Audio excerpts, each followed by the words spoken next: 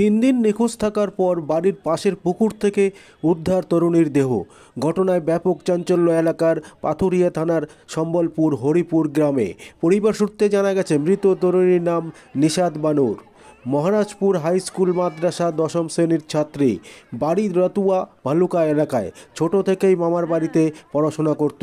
গত সোমবার ভোরবেলা থেকে নিখোঁজ হয় সে। আজ সকালবেলা বাড়ির পাশ থেকে পুকুর থেকে উদ্ধার হয় তার মৃতদেহ। চলুন দেখে নেব সেই ছবি। আপনারা দেখছেন নিউজ নদিয়া এক্সপ্রেস। চ্যানেলটিকে সাবস্ক্রাইব, লাইক, শেয়ার এবং ফেসবুক পেজটি ফলো করুন। আমাদের ভিলেজ পুলিশ আছে, সেও এখানে আসেনি, কি ওদের বাড়িতে যায়নি। আমরা এখানে বুঝতে পারছি যে ওদের টাকা খাইয়ে কেসটাকে দাবিয়ে রাখার চেষ্টা করেছে। তারপরে তো এখানে যদি 4 দিন থেকে নাচটা থাকতো তাহলে এখানে নাচটার অবস্থা এরকম হয়ে থাকতো না, কারণ 2-1 দিনের মধ্যে এখানে এসে ফেলেছে বডিটা। আর এখানে আমাদের পুকুরিয়া থানার পুলিশ হচ্ছে সব থেকে গাফলাতি করেছে। সাধারণ মানুষের রক্ত চুষে খাচ্ছে এই পুকুরিয়া থানার পুলিশ। আর যে সেনাল পুলিশ ভিলেজ পুলিশ নামে আছে, ওর থেকে নিকৃষ্ট যাতে এই পুলিশ আর জীবনে কোথাও জানে না হয়। 4 দিন থেকে অবজেকশন করার পরেও এখানে একদিনও ভিজিট আসলো না কেন? পুলিশকে এটা জবাব দিতে হবে। আর এই যে আমি এখানে প্রমাণ স্বরূপ দিয়েছি, কল রেকর্ডিং দিয়েছি, সব দিয়েছি, তারপরে কোনো অ্যাকশন লাইনি। সকাল থেকে আমি এসপি কে ফোন করছি, ডিএম কে ফোন করছি, যখন থেকে দেখেছি এখানে বডি। কোনো এসপি, ডিএম, চাইল্ড ওয়েস্ট বেঙ্গলের গভর্নমেন্টের ফোন করেছি, স্টেটে আমাদের মালদা ডিস্ট্রিক্টের ফোন করেছি, কেউ কোনো রেসপন্স করেনি। এখানে বোঝা যাচ্ছে আমরা জনগণ যদি ভোট দিয়ে এখানে নাই না পাবো, কিসের জন্য পুলিশকে রাখা আছে? সাধারণ মানুষের রক্ত চুষে খাচ্ছে এই পুলিশ। 4 দিন থেকে কেন অ্যাকশন নেওয়া হলো না, তার এই উত্তরটা দিতে হবে মালদা ডিস্ট্রিক্ট পুলিশকে এবং পশ্চিমবঙ্গ পুলিশকে, এবং তার সাথে আমাদের রতুয়া ব্লক, রতুয়া 2 নম্বর ব্লকের পুকুরিয়া থানার পুলিশকে জবাব দিতে হবে। আর সেনাল পুলিশ যে আছে, প্রত্যেক বাড়িতে চাঁদা তুলে বেড়াচ্ছে, টাকা তুলে বেড়াচ্ছে। যে 500 টাকা দিচ্ছে এক কাপ চা খাওয়াইলেও তার দিক থেকে কথা বলছে সেই পুলিশ। পুলিশকে যেন আমরা না দেখতে পাই। মহারাজনগর থেকে আমাদের সম্বলপুর অঞ্চলে যত জায়গাতে আছে সব জায়গাতে গাড়ি ধরে বেড়াচ্ছে, যেখানে ইচ্ছা, যে মাঠে যাচ্ছে তারও গাড়ি যাচ্ছে। ওগুলো নিয়ে আমি কথা বলতে যাব না, কারণ আমাদের এখানে কোনো 4 দিন থেকে কোনো রিঅ্যাকশন লাইনি কেন?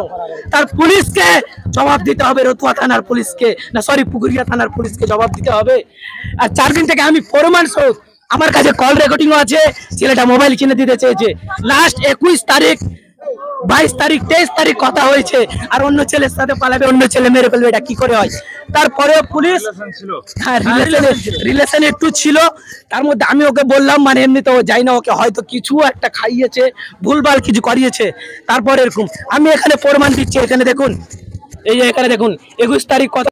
কি দেখলেন, কে হয় সম্পর্কে নিশাদ বানু, ওটা আমার ভাগ্নি।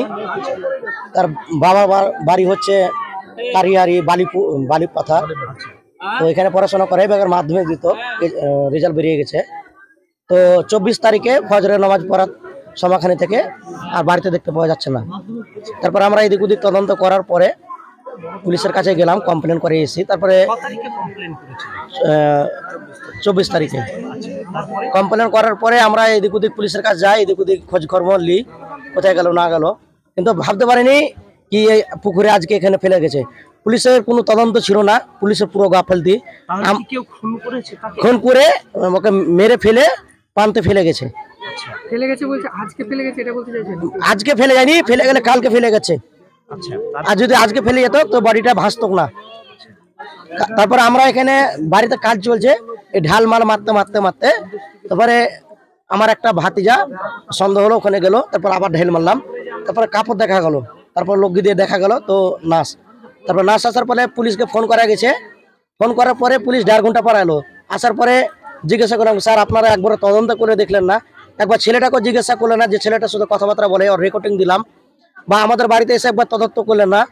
তো বড় দারোগা বললো কি আমি জানি না খুব ব্যাপারটা।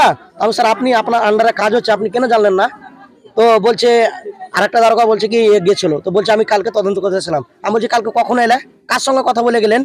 তখন ও আসেনি খো। তখন ফের বড় দারোগা বললো তুমি আসুনি, ফের কেন আসুনি কথা বললেন?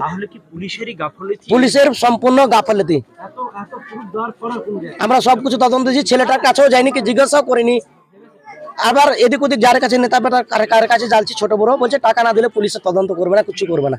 পুলিশ যদি তদন্ত করতো তাহলে আর ডেড বডিটা হতো না, ধরে নিতে পারতো, আজকে মারা হতো না। আচ্ছা কে মেরেছে এটা জানেন, দেখেছেন? আমরা সন্দেহমূলক যার সঙ্গে ফোন করে ওকে আমরা সন্দেহ করেছি, কোথাকার ছেলেটা? ছেলেটা মহানগরের। আচ্ছা এখন কি চাইছেন আপনি? আমরা তদন্ত করে ছেলেটাকে, যে ছেলেটা আছে ও ছেলেটা সঙ্গে সঙ্গে যেন 2-4 দিনের মধ্যে যেন ফাঁসিয়ে যায়।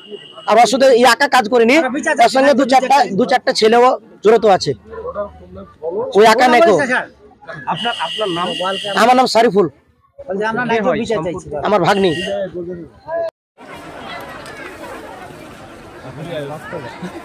হ্যাঁ